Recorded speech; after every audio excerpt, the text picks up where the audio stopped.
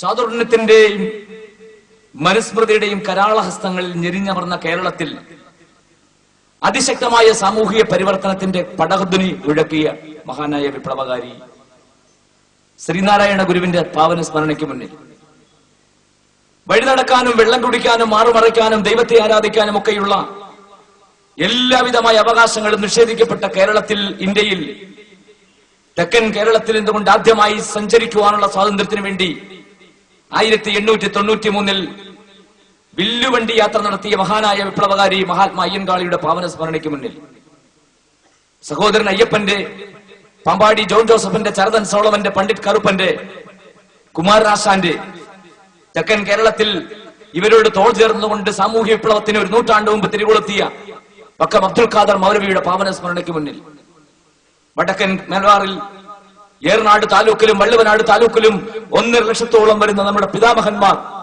India രാജ്യത്തിന്റെ, കേരളത്തിന്റെ സ്വാതന്ത്ര്യ സമരത്തിൽ രക്തസാക്ഷികളായെങ്കിൽ അവരുടെ പാവനമായ രക്തസാക്ഷ്യത്തിന് മുന്നിൽ അതിന് നേതൃത്വം കൊടുത്ത നമ്മുടെ ധീരന്മാരായ വാര്യംകുന്നത്ത് കുഞ്ഞഹമ്മദ് ഹാജിയുടെ, വെളിയങ്കോട് ഉമ്മർ ഖാദ്രിയുടെ, അതേപോലെ തന്നെ അലി മുസലിയാരുടെ, മമ്പറം തങ്ങളുടെയൊക്കെ പാവനമായ സ്മരണയ്ക്ക് മുന്നിൽ വിശിഷ്യ ഇന്ത്യ രാജ്യത്തെ കിരാതമായ പൈശാചികമായ സാമൂഹിക വ്യവസ്ഥയ്ക്കെതിരെ ഉജ്ജ്വലങ്ങളായ സാമൂഹ്യ വിപ്ലവത്തിന്, ജനാധിപത്യ വിപ്ലവത്തിന് നേതൃത്വം കൊടുത്ത, ചരിത്രം പോലും രേഖപ്പെടുത്താതെ പോയ നമ്മുടെ പൂർവ്വപിതാക്കന്മാരുടെ പാവനമായ സ്മരണയ്ക്ക് മുന്നിൽ ഊഷ്മളമായ വിപ്ലവ അഭിവാദ്യങ്ങൾ അർപ്പിക്കുകയാണ്.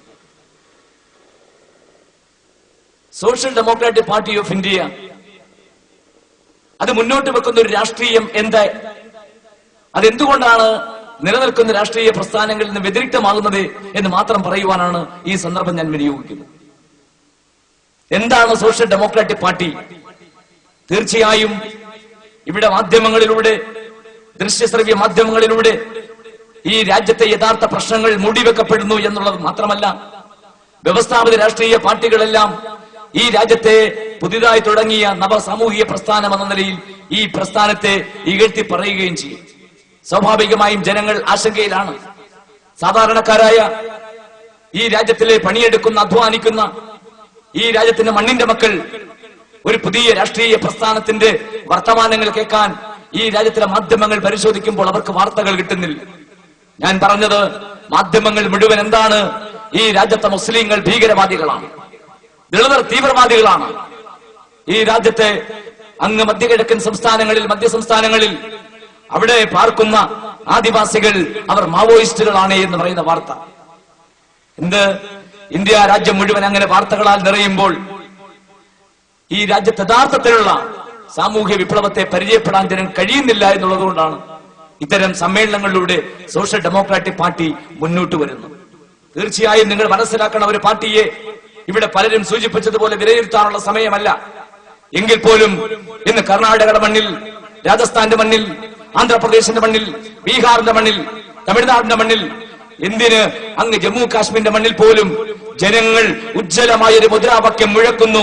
സോഷ്യൽ ഡെമോക്രാറ്റിക് പാർട്ടിയുടെ നക്ഷത്രാങ്കിത പതാക എടുത്തുകൊണ്ട്, വോട്ട് ഹമാരാ രാഷ്ട്രമാരാ നഹി ചലേഗ നഹി ചലേഗ, ഞങ്ങളുടെ വോട്ടിൽ നിങ്ങളുടെ ഭരണം ഇനി ഈ മണ്ണിൽ വേണ്ടേ വേണ്ട, നമ്മുടെ വോട്ടിൽ നമ്മുടെ ഭരണമെന്ന മഹത്തായ മുദ്രാവാക്യം ഇന്ത്യൻ ജനത ഏറ്റുപിടിക്കുന്നു എന്നതാണ് ചരിത്രപരമായി ഈ പാർട്ടിയെ പ്രസക്തമാക്കുന്നത്.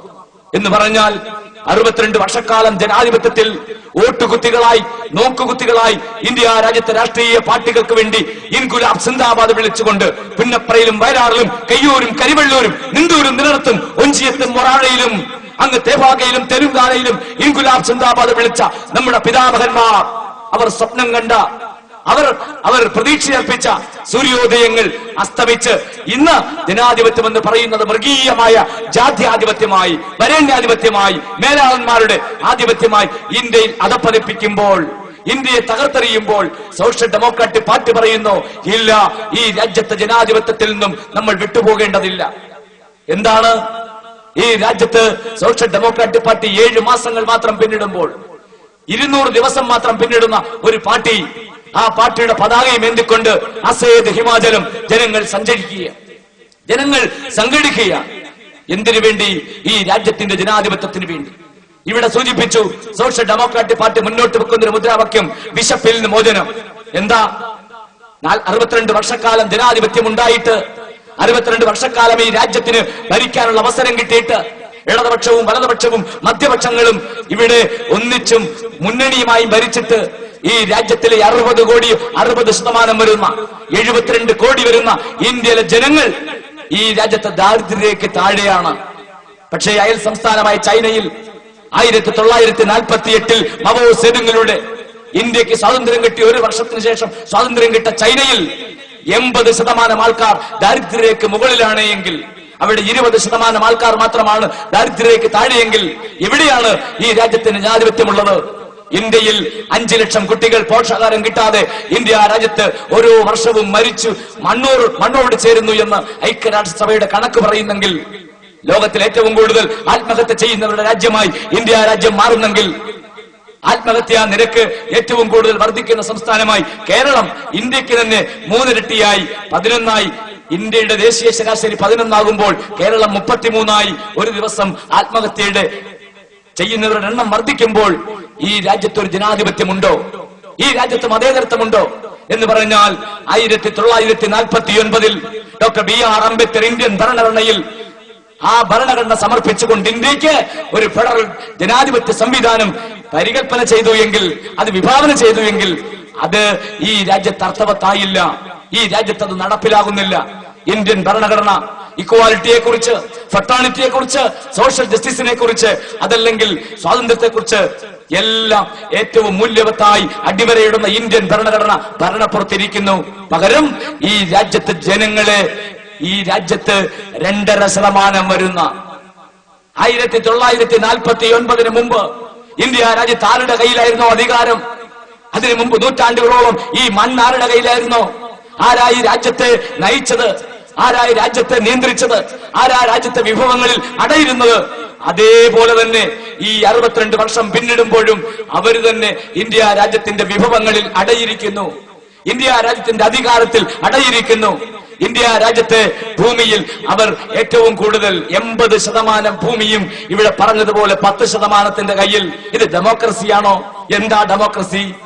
1947 മുമ്പ് സ്വാതന്ത്ര്യ സമര പോരാട്ടങ്ങളിൽ ധീരോദാത്തമായി നേതൃത്വം കൊടുത്ത രക്തസാക്ഷികളായി നമ്മുടെ പിതാമഹന്മാർ സ്വപ്നം കണ്ടു. ഇന്ത്യ രാജ്യം ഭരിക്കാനുള്ള അവസരം ഉണ്ടാകുമ്പോൾ ഇക്വാലിറ്റി ഉണ്ടാകും, സമത്വം ഉണ്ടാകും, ഡെമോക്രസി ഉണ്ടാകും. എന്താ ജനാധിപത്യം എന്ന് പറയുന്നത്? 1 man 1 vote 1 value. ഒരു മനുഷ്യന് വോട്ട്. എന്റെയും നിങ്ങളുടെയും വോട്ടിന് ഒരു മൂല്യം, നിങ്ങളുടെയും പ്രധാനമന്ത്രിയുടെ വോട്ടിന് ഒരു മൂല്യം. എങ്കിൽ എങ്ങനെയാണ് 2.5% വരുന്ന ഇന്ത്യയിലെ 100 പേരെടുത്താൽ 2.5 പേര് വരുന്ന, 1000 പേരെടുത്താൽ 25 പേരെ മാറ്റി നിർത്തിയാൽ അങ്ങനെ വരുന്നൊരു സാമൂഹ്യ വിഭാഗം എല്ലാത്തിനെയും ഇങ്ങനെ കൺട്രോൾ ചെയ്യുന്നത്, എല്ലാത്തിനെയും ഇങ്ങനെ നിയന്ത്രിക്കുന്നത്? ഇന്ത്യയുടെ 80% ഭൂമിയും അവരുടെ കയ്യിൽ. ഇവിടെ മുസ്ലിങ്ങളുടെ കണക്ക് പറഞ്ഞു.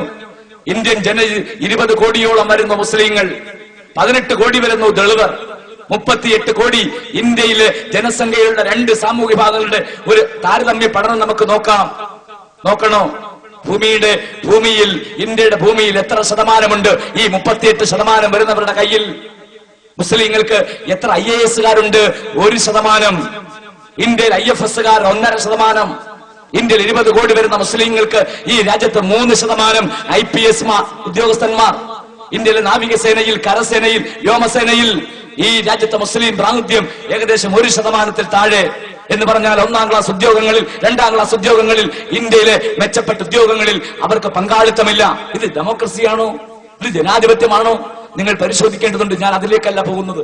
ഞാൻ പറഞ്ഞത് ഈ രാജ്യത്ത് ഏറ്റവും ഭീകരമായി ബ്രാഹ്മണാധിപത്യം, ഈ രാജ്യത്തിലെ ജാത്യാധിപത്യം, വരേണ്യാധിപത്യം. ജനാധിപത്യത്തിന് മുമ്പ് 47 മുമ്പ് എന്തായിരുന്നോ ഇന്ത്യ, അതിലും ഭീകരമായി പിടിമുറുക്കുമ്പോഴാണ് ഇവിടെ കമ്മ്യൂണിസ്റ്റ് പാർട്ടിക്ക് പ്രസക്തിയില്ല, ഇവിടെ കോൺഗ്രസ് പ്രസ്ഥാനത്തിന് പ്രസക്തിയില്ല, ഇവിടെ മറ്റ് ദേശീയ പ്രസ്ഥാനങ്ങൾക്ക് പ്രസക്തിയില്ല. അതിനെല്ലാം വിടുപണി ചെയ്യുന്ന കേരളത്തിലെ കേരള കോൺഗ്രസുകാരെ പോലെ, കേരളത്തിലെ മുസ്ലിം ലീഗുകാരെ പോലെ ഈർക്കിൽ പാർട്ടികൾക്ക് ഇന്ത്യ രാജ്യത്തൊന്നും ചെയ്യാൻ കഴിയത്തില്ല. അവർക്ക് ചെയ്യാം ഇങ്ങനെ നക്കാപ്പിച്ച വാങ്ങിച്ച്, സൗജന്യങ്ങൾ വാങ്ങിച്ച്, സ്വന്തം പാർട്ടി ഓഫീസുകൾ മോടി പിടിപ്പിച്ച്, സ്വന്തം സുഖസൗകര്യങ്ങൾ വർദ്ധിപ്പിച്ച്